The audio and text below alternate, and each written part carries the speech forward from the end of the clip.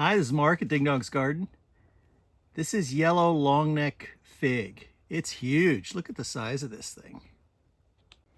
Yellow longneck is very vigorous. We've got larger, these are pretty large for new figs coming off of the branches as you go up. We planted this yellow longneck fig in the ground this year, and you can just tell immediately the amount of growth it has on the tree itself. It's quite big.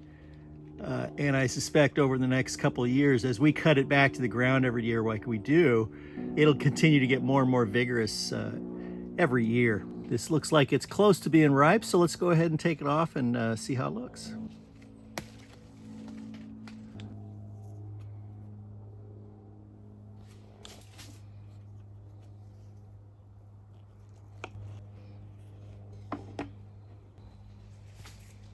Sometimes it's kind of hard to tell when figs are fully ripe on the inside, but the softer it is usually a good indication that it's getting close.